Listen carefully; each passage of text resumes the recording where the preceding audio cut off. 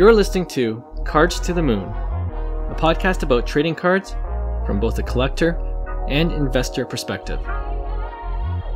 We hope you'll stick around for the ride as we take a deep dive into the state of the hobby, share some hot takes, hopefully some useful advice, and fun stories along the way. Hey all, welcome back to Cards to the Moon. My name is Clark from 5 Card Guys on Instagram. And with me, as always, is Hyung of Integrity Sports Cards and John at Trade You at Recess. And believe it or not, this is our 50th episode. Crazy. The three of us, crazy. The three of us started this little podcast, if you guys remember, back in June of last year, when we realized we were always talking about sports cards anyways. So we thought we might as well record our conversations. And here we are 50 episodes later. So I just want to quickly throw it to you guys and ask, did you guys think we'd still be doing this almost a year later? I thought we were going to do it regardless, but it is pretty crazy that we have this many opinions, on a subject matter, right? So I mean, it's been a blast. It's kept me engaged more in kind of like the hobby as well, just doing, your research and all the hobby headlines. Before, honestly, Clark, I never was a big hobby headline guy, so right. For me to discuss this is way out of my element, but it's a positive thing, right? It's something that challenged me to do things that I wouldn't have normally done. So it's been awesome, though. It's been a great learning experience for me too. But no, I'm proud of us for sure. It's 50 episodes is not easy. Obviously this is not what we do full time. We have multiple tasks and roles. You guys are parents. You guys have families. So yeah, it's not an easy feat, I'd say, and definitely proud of us. Yeah. Yeah. I'm surprised you say you're not a hobby headlines guy, because you're definitely very opinionated on a lot of these subjects. I have to now, right? I mean, right. You're forcing me and to gouge my opinion, right? And it's always value add. Hyung is always value add. Absolutely. Sure. Yeah, I agree with you, Johnny. I agree with Hyung. I knew that we would do 50 episodes because we're just talking as usual. I just wouldn't have wondered. I wonder if anybody would be listening to us after 50 episodes. For real. But the fact that we're here and listen, the number of viewers or listeners are continually growing. Like it's amazing, and it's a big thank you to all the listeners out there. Incredible, very humbling for sure. Yeah, that's what I was going to add too. Like it's first, it's been a lot of fun to do it with you guys, and I think we got a lot more comfortable like 3-4 episodes in. The first few were like, just getting used to the dynamics of recording. Right. And now it's like, we're just another night talking about Clockwork. sports cards. Yeah, exactly. Yeah. And second, of course, one of the best parts is a growing number of people listening to our podcast and giving us positive feedback. And we look forward to giving more value back to our listeners for our next 50 shows. All right, so to mark this half centennial episode, I wanted to ask also, since we started recording last summer, do you think the hobby has changed at all? And if so, how? Like if you think about when we started back in June, the hobby was kind of in a different place. But yeah, just want to just curious about that. Obviously there's a lot of storylines that have happened in the past year. But instead of getting into storylines, I'm just gonna say one of the surprising hobby things is base, the crash of base. That was a big surprise for me. I mean, when we first got into this back during the beginning of the COVID, when I first got into it and I started to connect with Hyung again, one of the weird things that I thought to myself was, I don't understand, and I'd ask Hyung, I don't understand how this base Luka rookie card, I don't think Luka, but whatever. This base of somebody, and then you get a numbered out of 199, and it would be not that much more expensive, And Hyung would always say, no, numbered, man, you gotta long term, you gotta go numbered. And I would always think that's really weird how numbered is not that much more expensive than the base. And then last year we started to see the separation. And then this year with the crash of base, you now really see that separation, right? So one thing is okay, that it came true that numbered is going to separate itself from base. I think a lot of people were obviously predicting that, but I don't think many would have predicted base to crash this much. You know, like I could see some base crashing, like Luka at 20K and Zion at 20K, but to see things like Booker and Tatum and things that aren't as, you know, like pop count crazy to crash, like it's just almost as if this negative label is on base and you just have to like stay away from it completely. That was a big surprise to me in terms of hobby. Yeah.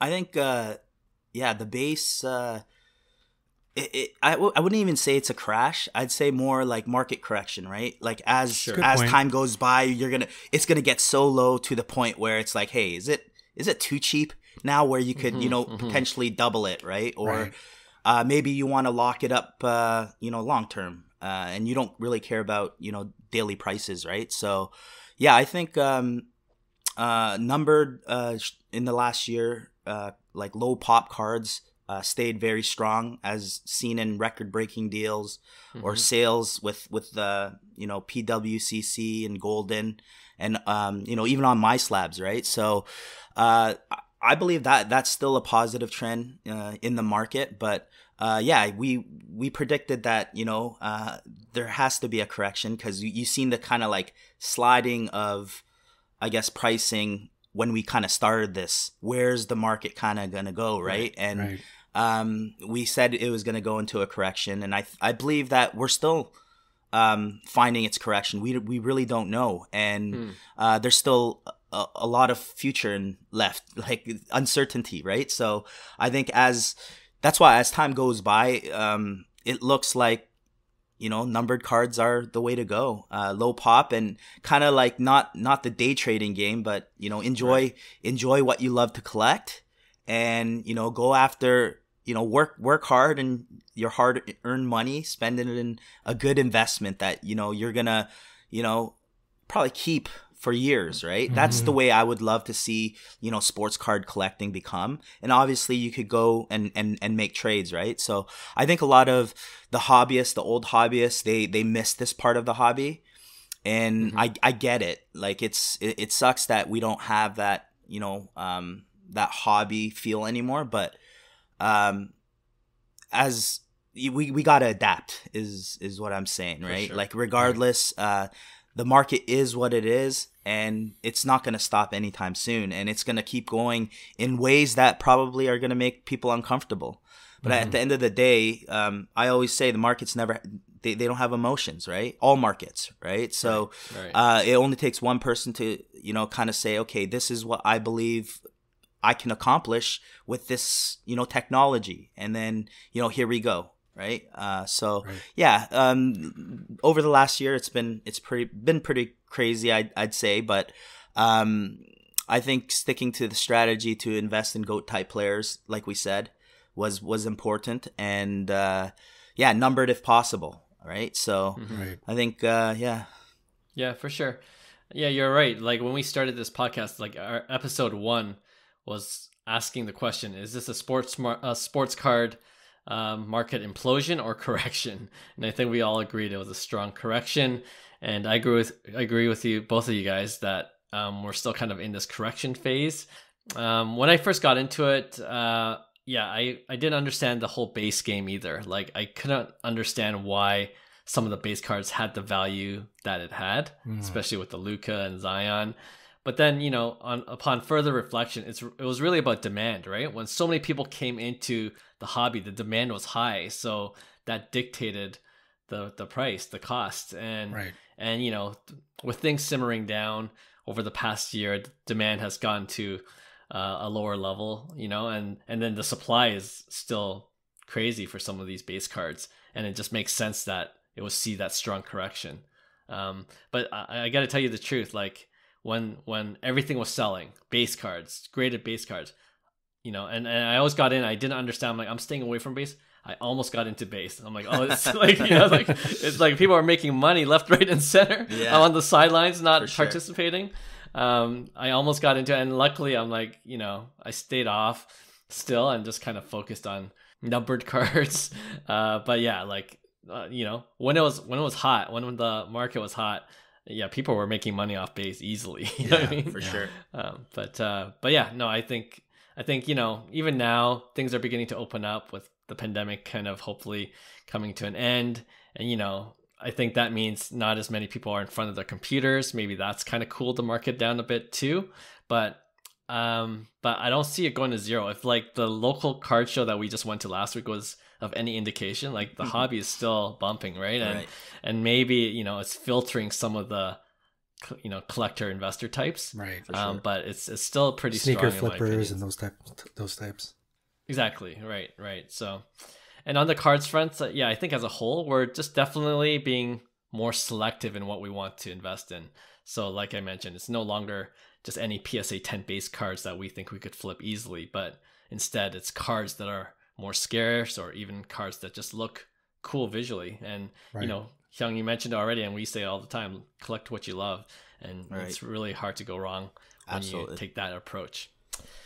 Yeah, so we'll see. Next year, I'm sure by the time we do our 100th episode, a lot more will have changed. NFTs will be in the game, and, and finally, other things. Finally, yeah. Tech, you know how fast tech moves. It moves very quickly. So yeah. All right, one more thing before moving on to our next segment. We'll be doing a small giveaway for our podcast listeners. So just look for details coming out later this week on our Instagram at Cards to the Moon, all one word, for a chance to win something cool.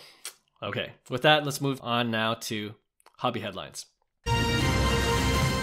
So this week, John, you thought of a good idea for an episode that I think would bring a lot of value to many of our listeners, which is, when does it make sense to sell your cards for a loss? And I think this is a good question because A, no one bats 1,000 when it comes to making a profit on every card that we buy.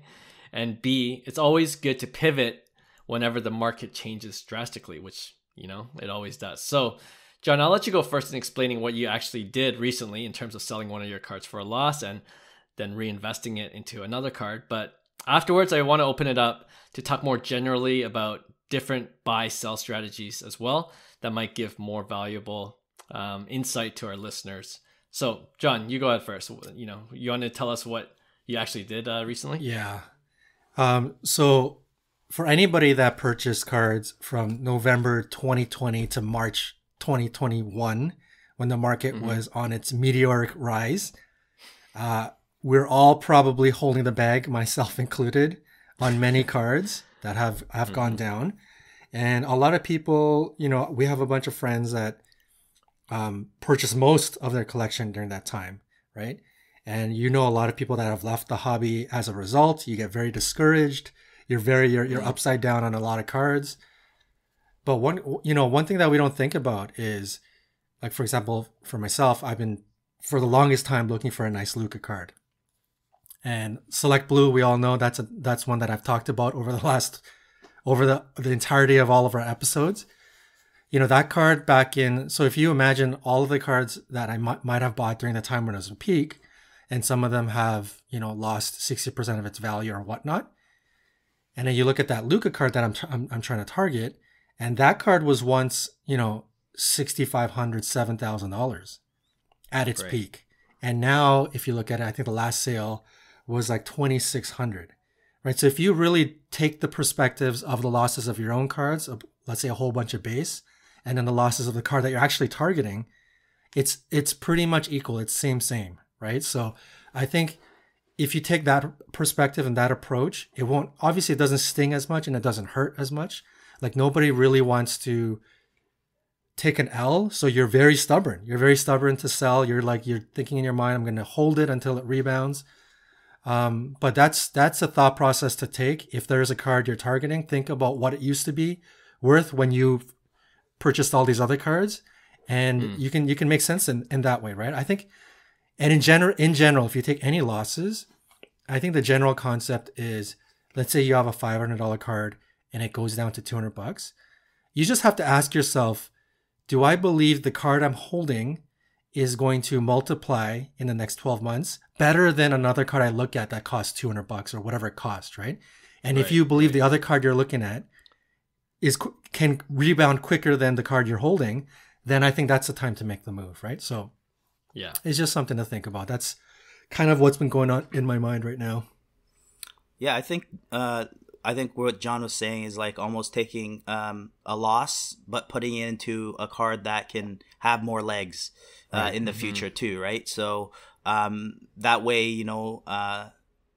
you're buying it. You don't see it as a loss because you're still in on something that has a potential to grow, right? So I believe I've liquidated at a loss many times to fund an amazing, beautiful card, just because I don't. Maybe I lost a couple hundred, but I'll make it back, in the future when I do sell that new card, right? So another thing that I'm learning too, even with my daily auctions that I close on Integrity Sports Cards, I could. If I release 3 cards or 4 cards, let's just say, and I'm closing 4 cards that night, so it would be equivalent to you selling 4 cards. I'm at a loss on 3 cards, but maybe I put up a card that, I was kind of deep in profits in, right? So I wanted to make, as a whole, I'll get whatever money I can get back. I'm still, maybe 50 points, in profit at that point instead of the 75, but I'm getting my initial investments back on, stuff that maybe wasn't a great investment. So I could almost take, 3 L's and 1 win and still come on top, right? So don't be afraid to sell like that as well, right? So I mean, it takes a little strategy, but I'm really noticing it comes in hand when I do when I try to organize my daily shuffle, essentially. Yeah, for sure. No, I think that both make sense. And like, just to add on to that, for me personally, a couple cards I recently sold for a loss was I think I mentioned in a previous episode, my Trae Young Silver Prism PSA 9, which I got for like $700-800 at the time, like a year ago, and I sold it for $250. Right? So that's a bend me over loss. That's a big loss, right? But to John's point, I reinvested that $250 and got a PSA 10 Silver Prism with Trae Young. There you go. For $800. The same thing, same amount I bought a PSA 9 for a year earlier. Makes sense, yeah. And that used to cost $4K, 3.54K. So the drop is like huge. I take it back, Clark. That was a good move. It was a good move. You didn't let me finish. Yeah, exactly. But the one reason why I did that too is like you gotta look at the market. Like PSA, when the hobby's hot, PSA 9s were a good move, because not a lot of people can afford PSA 10 cards. Right. But when everything's coming down, you just see that the PSA 9 cards lose their value so much quicker than PSA 10. For sure. Right? So like I checked like recently how much that Trae Young PSA 9 is going for. It's like under 200 now, right? Whereas the PSA 10's kind of leveled off at that 700, 800 level. It's not going further down, hopefully, and so like, you I think, John, you mentioned it, like, we're stubborn in a lot of ways. So, we either have false hope that it's going to rebound and go back to what we spend on it. But in reality, what's more likely to happen? You're holding it to zero, right? So, or, close to, and you won't get those, you won't see a profit on some of the cards that you have. But, right. Yeah. But and another card it was a Durant. This kind of hurt. The PSA 9 Topps Chrome I got for $2K, and I sold for about $650, $700. So wow. So yeah, and I put that into my Luka Doncic PSA 10 Silver Prism, which was about $2.3K. So nice. You're always moving, right? Always moving money, and try to not dwell on the losses, but like we all just mentioned, see how you can invest in cards that you have a better chance, or hope to have a better chance of seeing, or a higher upswing. And I think a lot of people need to do a better job, like myself included. I think we get caught in the hype of media. Obviously, everyday sports plays a picture. That's not the time to buy, right? Like, I think when people were in it that do well in this space, when I did like my best, it was always 8 to 12 month cycles. Or like 8 to 12 month cycles that I'm looking at. Like, what's a cheap buy right now for next year, or 8 months down the road, right? Where I see today's prices and I'm like, this is way too cheap. You know what? I don't mind holding this for 8 months because I know when, season starts, it's going to triple or whatever it may be, right? So I think we get in, obviously, the FOMO area where, we see Acuna coming back like this week, right? You see, like, honestly, now is probably not the time to buy. I mean, obviously, there might be some cards that, have value, but in general, I think people get hurt the most when they buy on kind of like on emotion, essentially, right? Instead of logic, where they foresee it as a sound investment 8 months down the road, right? So, and that's what I always say. Look at it at long term and buy what you love, and I think with those two combination, you can't really go wrong. Right. Yeah. Yeah, and the beauty of sports and like prospecting or whatever, if you're knowledgeable in baseball or hockey or whichever sport that you're the most knowledgeable in and you're investing in or collecting, you have the ability and the knowledge to sense players, right? We can also kind of prospect players. So for example, if I had bought, 10 Keston Hiura bases, PSA 10s at $30 each last year, that's $300. And right now those are going for 10 of them you could buy for $50, right? They're going for way less than the cost of grading. But now I have to ask myself, do I think Keston Hiura will rebound? But now you can kind of clearly see what kind of path the kid is on and be like, you know what? I don't see it coming back. And even though I'm taking a massive loss and it's only $50, what is $50? You could put that $50 and you're halfway to a Tatis base Topps Chrome PSA 10, right? And now you're putting that money into someone else who's also a buy low, but is one of the stars in the league, right? So I think that's the whole point. I think, number one, we can use our knowledge to our benefit. And that's when when you can bail out, when you kind of start to see the prospect or you start to see the player. You know what? I used to think he had a high ceiling. I'm not sure I'm that much of a believer anymore. I think that's the time, once you start to believe in yourself or you can make sense of your own knowledge, you can be like, you know what, this is the time to sell. Even if it's a major loss, trust your gut, trust your instincts, trust your knowledge. And I think and that's when you sort of make the move, right?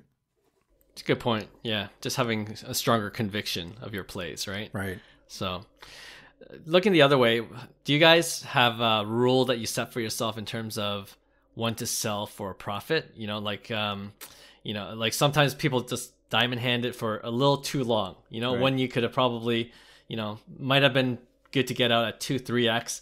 And then, sometimes it comes back down. Like, do you guys have a set rule when you sell for a profit?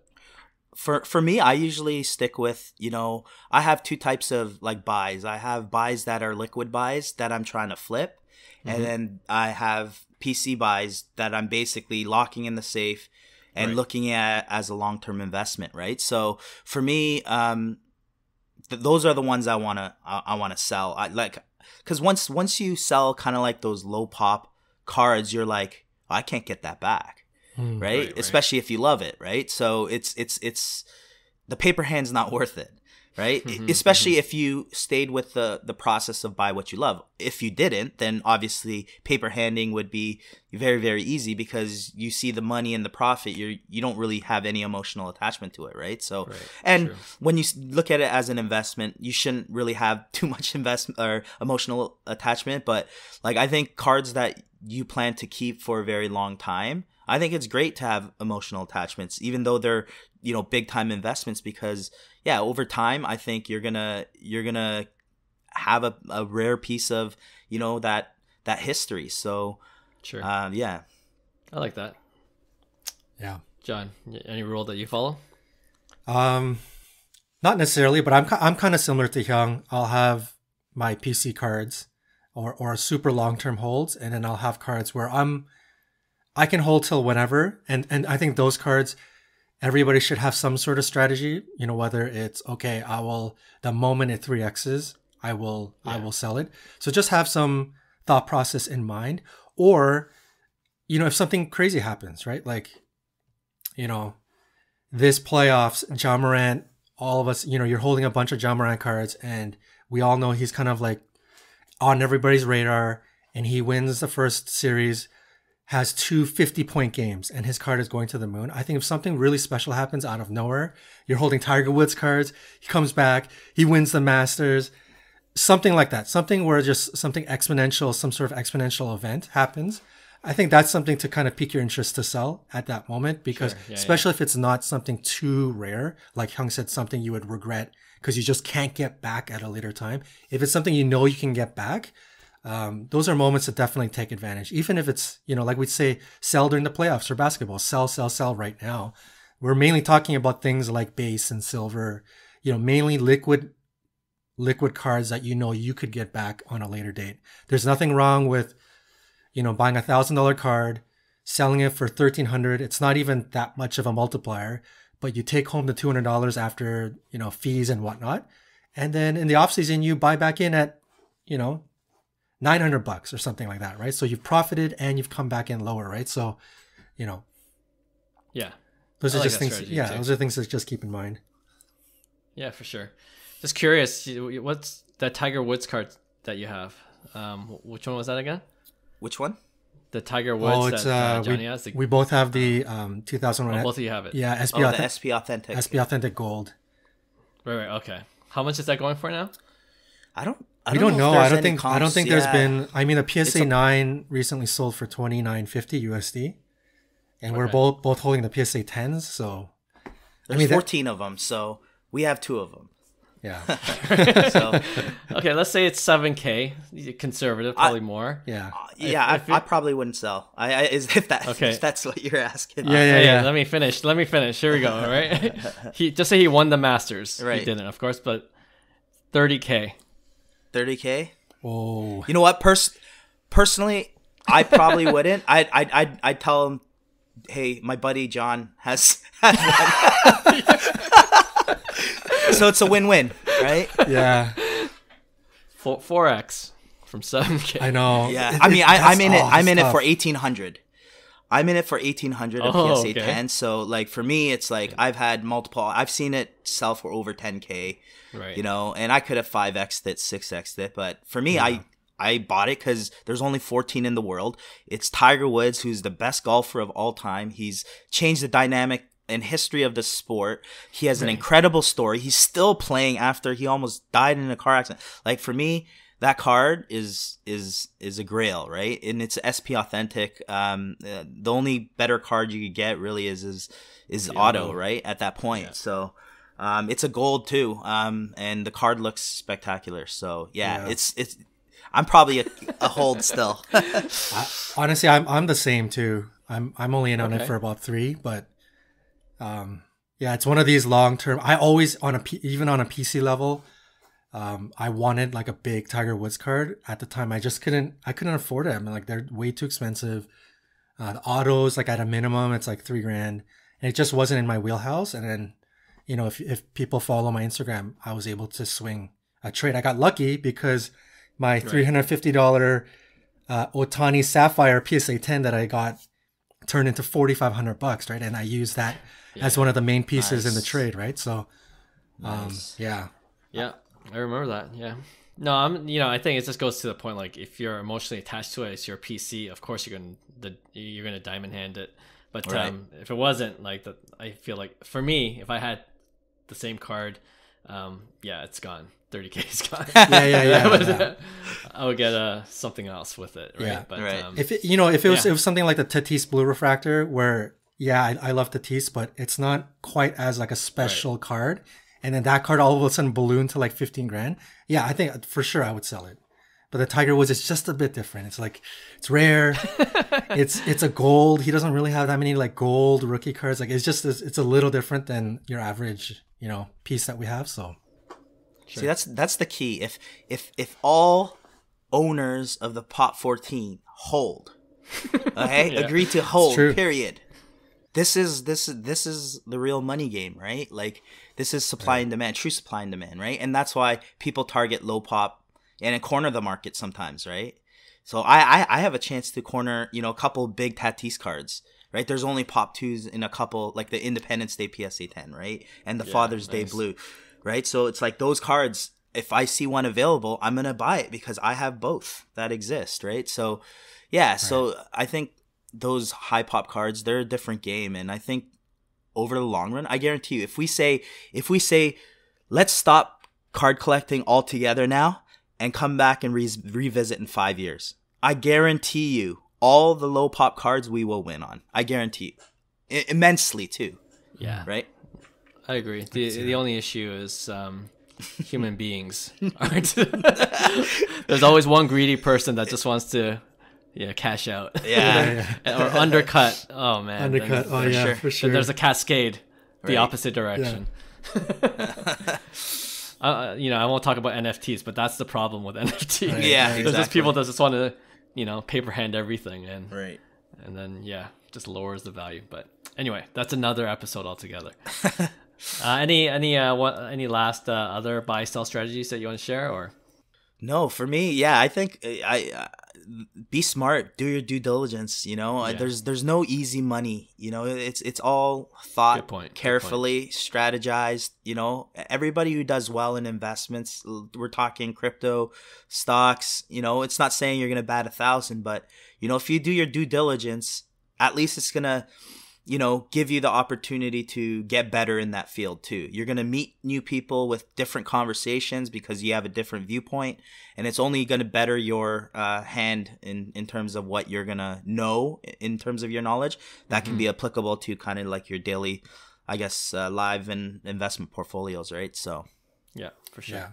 I think more than any strategy or thing you can do, I think the main thing is your mindset. If you set out to do something, if you set out to make a strategy, you set out to take a risk or not take a risk, if you're confident in that and your mindset is good on that, I think that's good enough. If you took a big risk on some small prospect and you put big money into him and you understand I'm taking a risk here and it doesn't pan out, have the mindset. You know what? I take the L on this one. I tried taking the risk. I tried to hit a home run. It didn't work out. I struck out. And you move on to the next instead of like really beating yourself up or, having like regret of FOMO or whatever, right? So I think just having the right mindset, being confident in your research and your plays. And if you happen to take an L, that's it. You just take an L and you move on to the next, right? So I think dwelling on losses, dwelling on what ifs and all that stuff can really get to your head, right? And it can really discourage you. So I think mindset is probably more key than anything else. Love it. Yeah. I like what Hyung says, all the time. Like, if it doesn't work out, you have a story to tell, right? It's always fun to, talk about your losses. Maybe a year later, but when it's not so fresh. But yeah, for sure, all good advice. All right, I hope most of our listeners found it useful. Maybe we'll do this as a reoccurring segment every now and then. All right, let's go on to our next segment, which we're simply calling Match Game. Okay, so this is really another version of buy, sell, or hold. But the twist is I'm going to give you a set of 3 names, and you have to match each name only once to either a buy, sell, or hold. All right, so essentially, Tricky. You have to buy one, sell one, and hold one of the names that I'm giving you right now. Okay, and I've got 4 sets of names for each of the major North American sports: baseball, basketball, football, and hockey. And we'll start with baseball. All right, so buy, sell, hold. Acuna, Ronald Acuna, Fernando Tatis Jr., Juan Soto. Which one are you buying? Which one are you selling? Which one are you holding? You're killing me. You're killing me, Clark. This one's just for you, Hyung. The Acuna gods are gonna not like me. Okay. Because I'm selling Acuna right now. I'm buying Soto. I'm holding Tatis. Oh, okay. Why are you selling Acuna? I mean, there's high, he hasn't played a game, and his prices are astronomical in terms of his high end stuff, right? And it's only I feel like going up, especially with his early return. I mean, he played his first AAA game in Gwinnett yesterday and almost hit a bomb, and he looked great out there, so he's ready to play. I think there's an Acuna hype. I still think obviously Tatis is injured, so he's super cheap. So he could even be the buy. And buying Soto instead. Yeah, you know what? Let's flip that. I'm gonna buy Tatis and hold Soto because I do like that as well. But I think both Soto and Tatis are a buy, so can't go wrong. Okay, John. I'm going to go sell Soto, hold Acuna, and buy Tatis. I think we're probably all in agreement to buy Tatis because he's probably the lowest of the three. Acuna, I like it's a hold. If you're holding big cards, his hype is building up. People have been waiting and waiting and waiting. And Acuna is that type of player to just walk in and to hit 3 bombs in 2 games, just do something magical. He is that type of person. So I think a hold to wait for something magical to happen. And Soto, he goes through waves. Every year, everybody says it. Soto, he's the beast. He's the next Ted Williams. Hyung's been saying it forever. And preseason, his cards just explode right up to the beginning of the season. And then there's some kind of lull. Just like right now, Soto he came out of the gates flying and he's kind of like simmering down. And I think people are going to kind of forget. And there's going to be an opportunity to buy him again. So I think Soto goes through waves. Right now is a time to sell him. Acuna, I'll kind of agree with Hyung. He almost made me flip-flop here. It's not a horrible thing to sell Acuna, but out of the 3, I'm going to say Acuna is the hold, and then Tatis is obviously the buy. Yeah. Interesting. I'm going with buy Tatis. Like, I'm actually looking actively for a good Tatis card because his prices are dipping for sure. I think the last first Bowman Chrome Auto, BGS 9.5, sold for just under $3K, right? Which is, right. It's like we've never seen those prices. Yeah. Sapphire I think is under 2. The gold out of 2019 is like, I think down to like 1,200.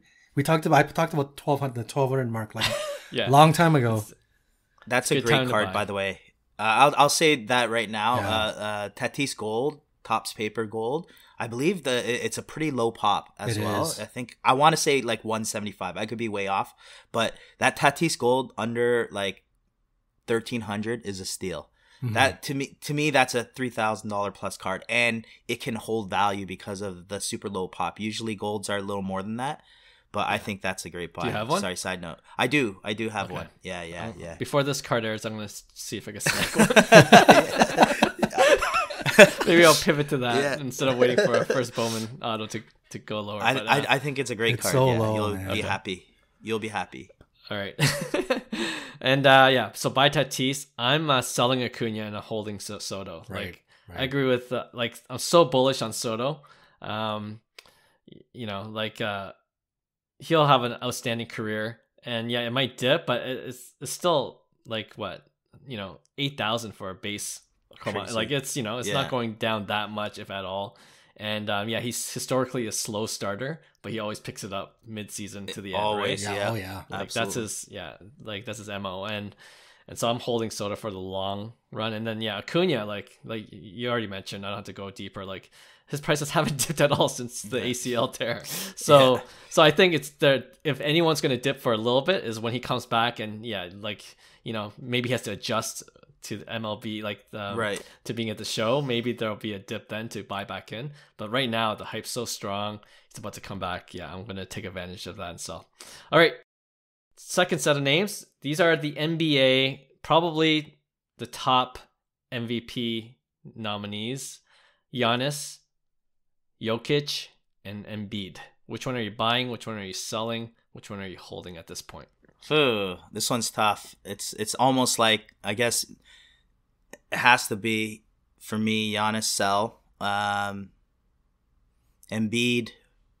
buy, and Jokic hold.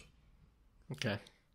Wow. I just think Giannis prices are like the only they're the only high ones that are enough to sell at this point. Joel Embiid is next to nothing, so he's a buy. And I was looking at Jokic's prices, and it was like $500-$600 for a Prism. Mm-hmm. Like right. I was shocked. Yeah, base. I know it's the base game, but even the silver, the Prism, I think at $2,900. Come on, like for that type of and I will say this, Clark. You said, hey, back-to-back MVP season. I said no. Yeah. And we might see it happen. So what would that do to his prices, right? So I'm a hold on him. Okay. What are you doing, John? This one's easier for me. Yeah, Jokic, I talked about this. Jokic is a buy. I'm going to put Giannis at a hold, and Embiid is a sell for me. I mentioned Jokic as a buy before, the Prism at under $600. Embiid, I mentioned it'd be a great time to sell when his Philadelphia Sixers sweep in the first round, which I hate to say because it might come at the cost of our beloved Raptors. Raptors, sure. But I think that's a great time to sell Embiid. Yeah, that's it. Yeah, I'm actually going to go with John on this one. I'm buying Jokic, well, for the same reasons you guys mentioned. Just too cheap for the caliber of player that he is. I'm holding Giannis because really I'm selling Embiid. Like, you know, he is cheap. Like, that's what makes me pause, definitely. Yeah, and I can understand why Hyung would definitely buy Embiid. But I don't know. Just I feel like out of the three, in terms of value over time, I think Giannis and Jokic will hold their value much better. So I'm going to sell Embiid on the hype of his, like John, his current playoff success. Okay, we're going to hockey now. Connor McDavid, Auston Matthews, and Sidney Crosby. This one's for you, John. What are you doing? Buying? Which one are you buying? Which one are you selling? Which one are you holding? Yeah, I am buying Crosby. I think he's the buy low of the three. I'm holding McDavid, and I'm selling Matthews. Even though I would love to have, even though I love to have Matthews, but you know, Matthews is on the cusp of a 60-goal season, which is pretty incredible, and he is going to start to be in the conversation of, you know, one of the best snipers in the game right now, and I think that's going to really, it already has, but it's going to start to make his cards rocket, you know, past the like McKinnon, you know, Draisaitl territory and getting closer to McDavid. I don't know if it'll get to that high, but Matthews, I think it's a great like 60-goal season. You know, there will be a time we can get back in, especially something liquid like a Young Guns with some more population. So yeah, that's a number for me. Sell Matthews, buy Crosby, hold McDavid. I like it. Matthews definitely a sell. I've been selling Matthews for the past couple weeks. McDavid's prices are taking a little hit, so I think he's definitely a hold. And Crosby, I think his prices are way too cheap for what he's accomplished. You know, just comparing like even, you know, McDavid's prices. Obviously, they're actually kind of similar, aren't they? Crosby and McDavid's prices, I guess. I think so. Yeah. It's getting there. I think it's pretty close, but I would agree with John on this one, and go hold the McDavid and buy Crosby, sell Matthews. Okay, I'm gonna take a different angle. I am buying McDavid. I know it's expensive. Like, I'm not actually buying McDavid because I got to save up for it. But you know, on the dip, I just think McDavid's gonna be one of those generational talents that everyone's gonna be talking about. I can't argue it. Decade later, you know what I mean? Like, we're gonna see the record shows for itself, and he's gonna be top of mind for sure too. So I'm trying to get McDavid now before it goes up even further. I'm holding Matthews. Maybe it's a local thing. I feel like, you know, as long as Matthews starts producing, you could sell him at any of our local card shows, right? Because you know, for sure, people are buying so Matthews liquid. all the time, unbelievably liquid in Toronto. Yeah, we saw that right at our local card show this past week, and I'm selling Crosby. I'm with you guys. I think Crosby is very undervalued, but I don't know how many of our American friends will see it that way, even down the road. Like, is there a big enough market for Crosby to, you know, to have his card value be what it's actually should be worth? Right. I'm not so sure. Fair enough. So yeah, I'm gonna say buy McDavid, hold Matthews, sell Crosby. All right, and we'll end off this segment with football. Patrick Mahomes, Tom Brady, and Aaron Rodgers, three marquee quarterbacks. This one is tough. This is tough. Oh boy. Who wants to take a stab?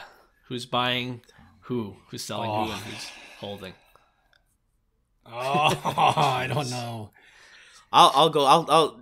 For me, Mahomes and Brady has to be a, you know, buy and hold between the two, between the three.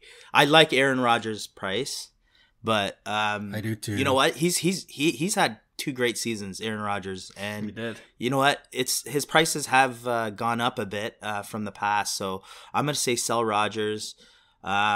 Obviously hold Brady and buy Mahomes, because I think Patrick Mahomes' prices have taken a dip over the last year. I remember his like XRCs were north of 12K, you know, and now they're like half that maybe. So yeah, I'm going Mahomes with the buy and Brady a hold. Okay, I like it. Oh, this one's really tough. I'm going to say, I just changed my mind right now. I'm going to say buy Rodgers. You know, people harp on him. He's like one of the greatest regular season quarterbacks of all time, but he's still elite, and he's coming back, and I think he's going to give it, you know, he's going to have another chance to do it again. And his cards, some of his big time cards are really affordable in comparison to other great quarterbacks. And Rodgers is probably, you know, I'm guessing he's going to finish in the top 10 all time for quarterbacks. So I think he's a good buy. I also think Mahomes is a good buy, but I'm a little worried that his card is going to fall even further than what it is at right now. So I will say Mahomes is a sell and Brady is a hold. Okay. I'm still like very, you know, my eyes are still on Mahomes, but I'm actually a little bit concerned that it'll go even less, which is probably good news for Clark, you and I, because we've always been kind of wanting one. But I'm a little worried in talking, you know, at present day right now, I feel like Mahomes cards could go down even further. So I will say Mahomes is a sell, and you can come back into it later if you have Mahomes cards right now. No, I could totally understand that. But I'm actually going with Hyung's order. I'm buying Mahomes, holding Brady, and selling Rodgers. So Brady's a obvious hold. He's going to just be, you know, his card value is just going to go up over time. But yeah, to that point about Mahomes' card value, like I've been looking at his Optic Holo for a very long time, and it's not you know, breaking the 3K mark. You know, it's not going lower than that. So I think that's the, you know, the bottom right now, right? Like for sure.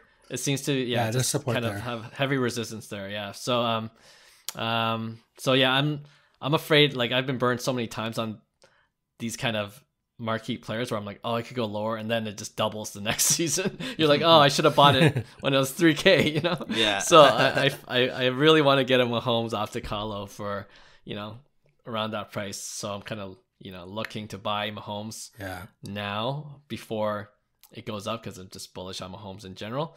And selling Rodgers. Like Rodgers, definitely his rookie cards certainly have value, so I might as well cash out now. And out of the three, definitely selling Rodgers. All right, I think we could have more fun with buy, sell, hold, or this match game with any combination of three amazing players from each sport. So we'll do it again in a future episode. All right, let's end off this episode with our regular weekly segment that we call Pick One.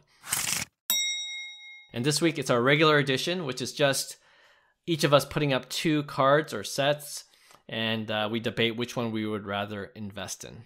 All right, so Hyung, do you want to start things off? Sure. I'm going to go with a Topps Chrome rookie auto. So in general, a Topps Chrome rookie auto versus a Bowman first Chrome auto. So if somebody's like, what should I invest in? There's two cards of, let's just say, Vladdy.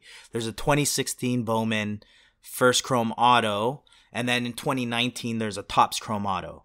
I don't know what to invest in. What should I invest in? What's the difference? What's the better value? What's the better upside? What do you guys think? Yeah.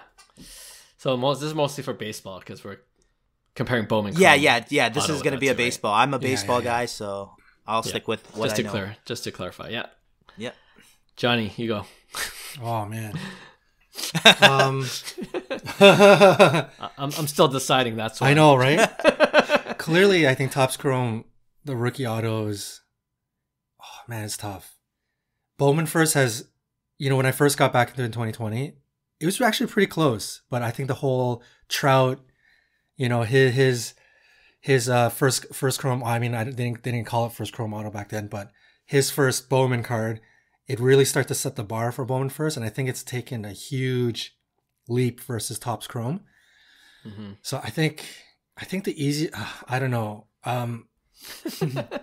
Because you got to remember, I did this, because Topps Chrome is going to be undervalued in terms of a lot cheaper. Because in the bigger stars, you're going to see a huge, massive premium for a Bowman first auto. So would that be a better investment? Totally. I'm just trying to figure out where my money is going to be best spent. I know I threw a wrinkle in you guys' brain, but let's go.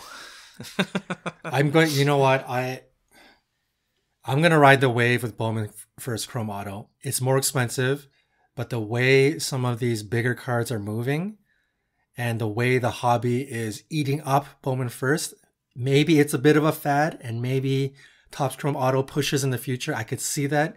So I don't know. I'm not sure which one I'm not picking either with confidence, but I'm going to ride that Bowman first Chrome Auto wave and pick that as a better investment, even though the price tag is probably 4 or 5x. I just think that just people love it right now. They're eating it up, and there's not that much out there for most of the stars, even a base like non-refractors. So even if, like people eat, even if it's like a BGS 9 Auto 9, like people are still eating that stuff up, right? So yeah, I'm going to go Bowman first. Yeah. Man, when I saw this question, I think it largely depends on your budget, right? Like if you can afford it. For me, if you can afford it, go first Bowman Chrome Auto. But I understand the argument of, the lower price point of Topps Chrome Auto. Like honestly, if you don't have the budget, like Topps Chrome Auto is perfectly fine. It's actually great. Like I have I have plenty of Topps Chrome rookie autos of players that I don't want to, or I don't, want to spend all my money on their first Bowman Chrome Auto. Right. But if you can, I'm going with first Bowman Chrome Auto. But yeah, like that's hard. I think this question is similar to that question we had, like a listener had about. Remember the Joe Burrow where we didn't like buy 1 silver or buy 4 optics. Right. I think it's very similar to that. I don't think either can go wrong if one of these players pops off like Vladdy. Whether you're holding a $10,000 first Chrome or you're holding 4 $2,500. Sorry, did I say so? Bowman first, $10,000 Bowman first, or 4 Topps Chrome Autos. I don't think you can go wrong. And if you hold the strategy, they're both going to go up equally in ratio. I believe. So if you're the type to you like a bit of PC and sell, I think maybe the cheaper version, getting multiples of the cheaper version might be the play if you can afford it, right? I think if it's a marquee player too, like if it's a Vladdy, I'm going to try to get the first Bowman Chrome. Right. But if it's like a above average player, Eloy, maybe I don't. Eloy is a good one. Or Chisholm, Jazz Chisholm. Chisholm is a good one too. Like I might, if I want to get in on him, I don't want to invest that highly in, I don't have as strong a conviction with those players. That's true. I might go with a Topps Chrome at that point. But if it's like a Juan Soto, if I could afford a Bowman Chrome, I'm holding it because I feel like with marquee players, when they do pop off, like everyone's gonna like big money's they're all gonna want Bowman Chrome, and they're gonna be willing to spend it. So, okay, you know what? My answer is Bowman first as well. But looking back at all my moves, I probably didn't make much money off of any Bowman first because they were already inflated. Like by the time they made the major leagues. But then where I won out the most was Topps Chrome like Vladdy Ricky autos that I bought raw for like a gold wave for like $500, for instance, gold wave auto, right? And then you grade it and then you end up selling it for like 3-4K, right? So to me, you can't do that really on the Bowman first auto because 2016, like when those cards started coming out, there was already a hype and there was already a kind of like a floor in terms of price, right? So there was the hype baked into it. So I don't know if the reason why I guess I asked this question is I believe that there might be more opportunity if you're early enough in the Topps Chrome game. I can see that. Just because the Bowman Chrome has already been out there and Topps Chrome might be new and fresh. There's grading opportunities where you can multiple your money. You're not, really buying slabs at that point. And you could even multiply that if it grades well, right? So I My heart says Topps Chrome because obviously I've done that, but like my head's saying Bowman First Chrome Auto is the right answer. So that's what I'll give. I'll leave it at. Yeah, you know what? That's a good point. Because for me, I was thinking this question in my mind. I was thinking of guys like Vladdy, Acuna, Soto, right? Not thinking of, Mayer and like all of these young guys that, already their refractor autos are like $5,000. I'm not thinking of those guys, right? So you're actually right in terms of like the young guys who haven't proven themselves. There is so much risk versus eventually if the Topps Chrome comes out later on. So it's a good point. So we're all saying it's a smart move to get Topps Chrome, but we all choose Bowman Chrome. Pretty much. And therefore, do not listen to us. Yeah. You want to make money? Go get the Topps Chrome. All right. That's a good one. I'll go second because mine is kind of related to that. Okay. So it's the Vladdy. I'm choosing Vladimir. So like a marquee player, to your point, John. A Vladdy Topps Chrome green refractor. So it's numbered to 99. Autographed versus Vladdy Bowman Chrome, first Bowman Chrome base auto. Both graded BGS 9.510 to keep it consistent. They both go for $3,000. So you got your Topps Chrome, which we say is the smarter move, but there's the Bowman Chrome just has more prestige to it, I guess. But this segued really nice into this. No, this is more specific. This is an example. This is a perfect example. There you go. Let's see what we'll actually do. I'll go first. I'm gonna pick the Topps Chrome Green Refractor Auto. Right. I think it's a beautiful card. Just period. Like his 2016. I don't know his autograph. He needs some. He's a little young with that, right? Has to learn to. Yeah. Right, okay. So I believe his green is so underrated one, but I think his Topps Chrome Auto is one of the best looking cards of his. Period. Because it's on card auto, it's a batting image. He has a white uni on, and it's just especially the colors in Topps Chrome that year. They hit different than like 2018, 2017, the previous years. So I'm gonna go Topps Chrome Green Refractor Auto. Okay. There, I answered it. You're consistent with what you normally do. So yeah, there you go. This is tough because from a personal level, I don't like base. It doesn't look all that special, but it is Bowman First, and I don't like green refractors. I don't like the way it looks. And I'm sure most of the market agrees with me because Topps Chrome greens are numbered at a 99, and most blues out of 150 will outsell the green, right? But in this instance, you know what? I'm gonna side with Hyung on the green. I think when you have both of these cards in hand, no matter how much I hate green, only looks great on like Jason Tatum green, the green prism. Right. No matter how much I hate it, when you hold like a refractor in hand, whichever color, and by the way, purple is also supremely underrated. Yeah. It still looks beautiful. I will say it still looks beautiful. It's numbered at 99. It's an autograph on card. So from a personal level, they both have, they're both great, but I think the green is a bit underrated, and on a personal level, I think I would enjoy the green a little bit more. So I think I will go green. All right. Yeah. I guess I'm the only real baseball card snob because I'm staying with the Bowman Chrome first. I knew we saw that coming. You could kind of tell by our collection. Totally. Oh yeah, totally. You know what I mean? Yeah, it's so funny. You guys know I already have the first Bowman Chrome. I own no Bowman First. I'm like, would I trade this for a Topps Chrome Green Refractor autograph? I'm like, no, never. So, yeah, maybe it's because like Hyung too, we're primarily where we started off as baseball card collectors. So, Bowman Chrome has a certain, I don't know, I just have a personal preference towards it, but yeah, I thought this would be a hard one. So yeah, I'm sticking with Bowman Chrome. All right, John, you go ahead. I will say one thing. Just we talking about losses. This is random. I had a Topps Chrome Vladdy Green Auto. I got raw, submitted it to BGS. So I bought raw at the time, I believe, for like $350.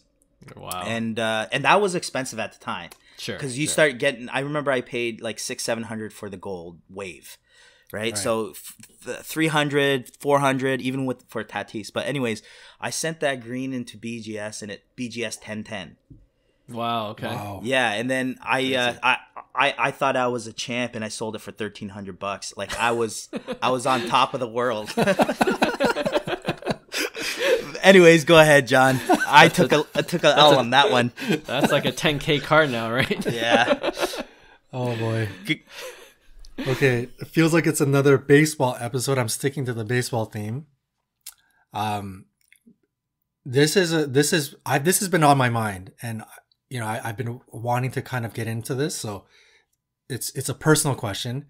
Better long-term hold of a marquee baseball star, one of the young baseball stars, and we're gonna leave Bowman first out of this. So it's just Major League cards, flagship.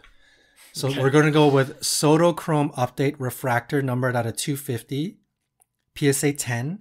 Roughly, the last one sold for $5,200. Versus any single card around that 5,000 mark of either Acuna, Tatis, Vladdy, or Ohtani. So like, I don't know, one that came up to mind is the blue refractor that I have of the Tatis, worth about 4,200. Acuna Sapphire, worth about 6,000. So long-term hold, update out of 250. And you guys know, we all know Soto cards, super rare, especially numbered. 5K versus any other $5,000 card of any young superstar. Which is the better long-term hold? And this might kill me because I actually want to try to get that update refractor. And if whatever you guys answered by the time this episode comes out, I might be lessening my chances with all these other people going out and buying it. Me being the owner of the Soto Chrome 10 Auto,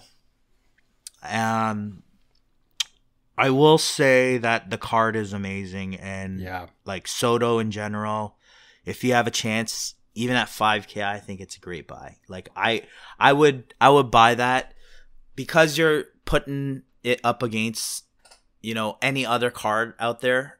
Like for me, I think there's better value in a bigger card of, like, let's just say Vlad, for instance, like a Topps Chrome Auto, a colored, like a gold, a gold wave Topps Chrome Auto at that 5K price, right? I personally would like that over a Soto. I had the Soto Auto and I loved it. I actually sold it, but that shows you how much I actually liked it. But for me, Soto is tough to grab though, just in general. I'm telling you, he's very hard to pull the trigger on because his prices are so high. And when you see a good deal, you got to be ready, liquid enough to pull the trigger. That's why it's so tough to bring home a Soto, right? So I'm gonna go with like a Topps Chrome Vladdy Auto, like a gold wave, almost at 5K. So you're going to the field. Like got it. Okay. Man, I think for me it just boils down to which player you value the most if you're thinking about long-term hold. Right. And like I mentioned in the previous, discussion, like I'm so bullish on Soto. If you could get a hold of one, especially a nice card like the Chrome Update, I'm going with that and holding. So, and there are a lot of, it makes it harder because there's so many other good choices on the other side. Like, I agree, like the gold Vladdy, I would love to have, but if I'm thinking about which one do I feel safer with as a longer term investment, I think I'm just going to hold on to Soto, especially if it's a card like a Chrome Update. So Soto. So it's more the player based. Yeah, for sure. Yeah, I asked this question because when I saw the last sold of the update refractor, and I've been looking at Soto for a while, and even his rainbow, like, to get into something other than base, you're looking at obviously rainbow foil and the pink refractor underrated on the Topps Chrome Topps Chrome side, very underrated. But they're still going for, I think right now I don't know if it's shield bidding or real, but some of these numbers have been popping up to like 1,600 for each of those cards. So they're getting up there, and we all know Soto cards are rare. to get that flagship image, numbered, refractor. You know, when I saw 5K, I thought to myself, now, would I trade my Tatis blue for that card? I love Tatis, but in terms of just like, again, kind of going back to that Tiger Woods gold, something rare enough and special enough that I feel has supreme long-term value. It made a lot of, it was like, yeah, I would absolutely in a heartbeat cash in my blue refractor to get that PSA 10 update out of 250, right? So that's now what I'm thinking. I think that Chrome update at 250 is at 5,000 is the better value amongst any of the young cards at five grand. I think it's a great buy. I even was thinking, man, if we find like the Topps Chrome gold out of 50 in the wild, because the last one sold in January for 20K, I was even in my mind, I'm like, would I trade my entire big boy collection to get that gold refractor? I'm like, I actually might do that. Like that's how start all over. Like that's how I think, especially gold Sotos, anything rare Soto in that flagship image, man, I think long-term hold it, like sky's the limit. So. Well, we'll see at the end of the year when Tatis comes back with 300 at-bats and still leads the NL in home runs. Yeah. And your blue is, your blue is, you're like, I'm going to hold this to the moon, you know? Totally. Yeah, we'll remember this episode. Yeah. And then especially if I pull it. If I pull the deal. Yeah. Oh man. All right, great show, guys. Just want to give a shout out to my co-hosts Hyung and John for making the first 50 episodes a lot of fun to record, as well as a shout out to all our guests that we've interviewed in the past year. We hope to have many more this season. And lastly, of course, we want to thank all our listeners and subscribers to our podcast. We love connecting with you guys, and we hope you'll stick around for our next 50 shows. And as always, you can reach out to us on Instagram at Cards to the Moon, all one word, or at 5cardguys. And we'll be back for another new episode next Tuesday. See you then. Hey, thanks for listening to Cards to the Moon. We'd really appreciate you subscribing to our podcast wherever you listen to your podcasts. And you can also connect with each of us on Instagram at 5cardguys, or you can follow Hyung at Integrity Sports Cards, or John at TradeU at Recess.